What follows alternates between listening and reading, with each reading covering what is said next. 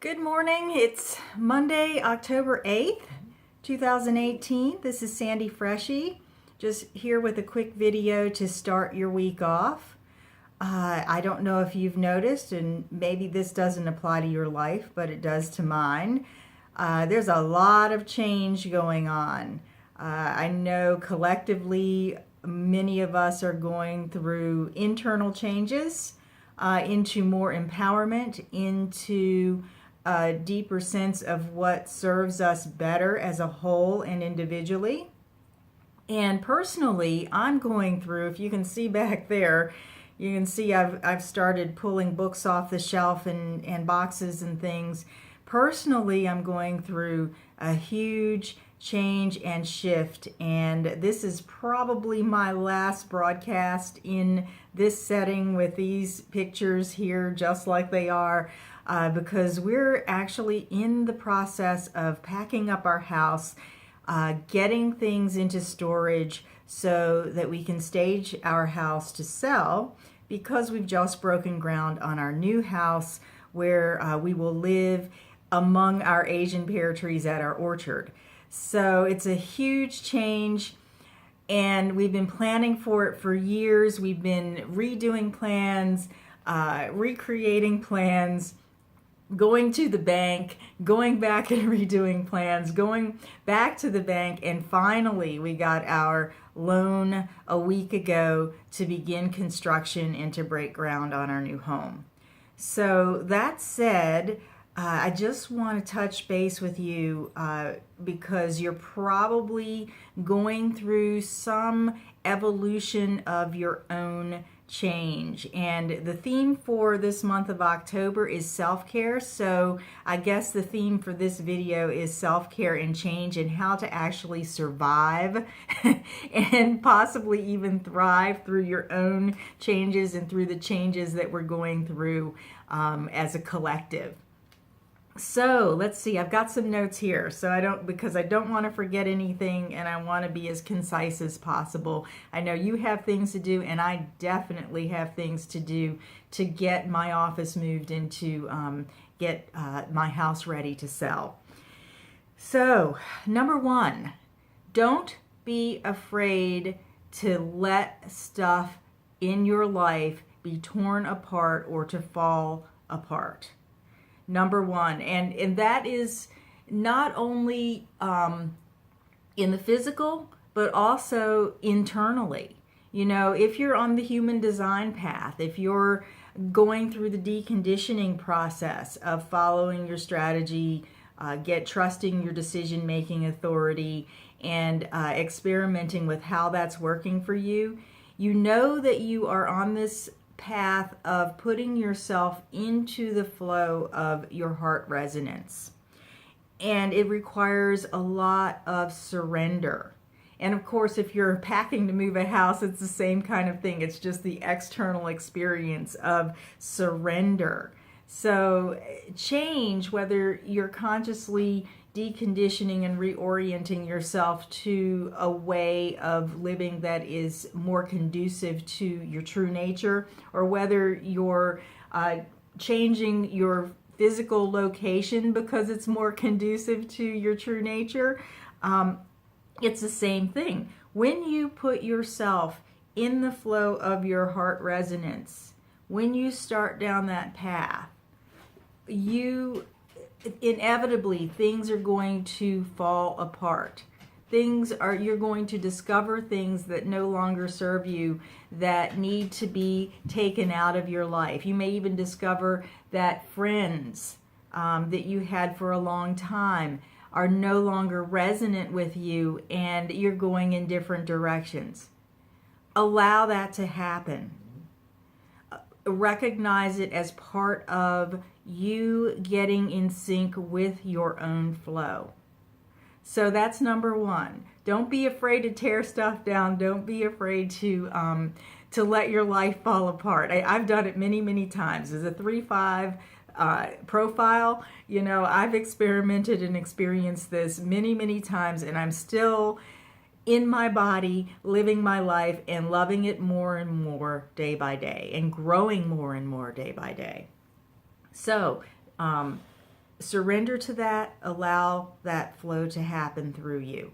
And the way that you know it's not happening is because you are feeling that resistance in your body. You're feeling a lot of excess stress in your body because you're trying to hold on to things that you could gracefully let go of to allow new things to come in, to allow you to be taken to new opportunities and new connections. So that's number one. Number two is to listen to your body. You know, listen to what your body needs, regardless of where you are and what you think you have to do and how you think you have to keep going. Especially for those of us who don't have a defined sacral center, those of you who are projectors, manifestors, reflectors, you know, you have to listen very carefully to your body, especially when you're doing these physical changes. You know, for me, one of the things, and I put this in my last blog post, I'll need to make a note to link that. One of the things that was part of what I needed to do to get this house ready was to paint the house. Now, as a projector, there's a way that I did it, which is in the blog post, that made it easier on me physically. But I was the one that had more expertise than my husband to do that. However, you know, it took me like 3 or 4 months. Some of it was weather, but it took me 3 or 4 months to actually finish the house. And when I got to the point where I couldn't physically do it, or where my body was actually feeling the physical effects, I stopped. Like last Saturday, I was almost done with what I needed to paint, and I stopped and went and got a massage. And when I came back to it, when I recuperated, when I rested, that last little piece went so quickly and easily because I listened to my body.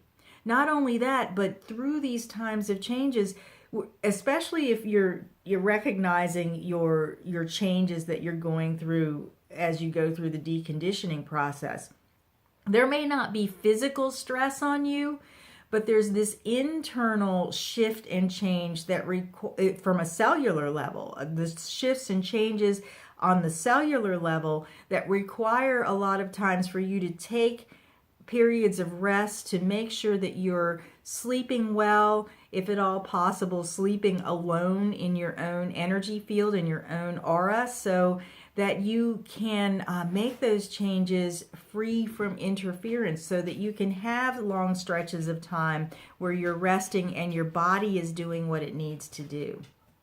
Now, also on the physical level with the body, for me, what I've done in preparation for tearing this house apart and moving into another house is that I've actually really become much more conscious about my diet and much more conscious about the quality of food that I put into my body.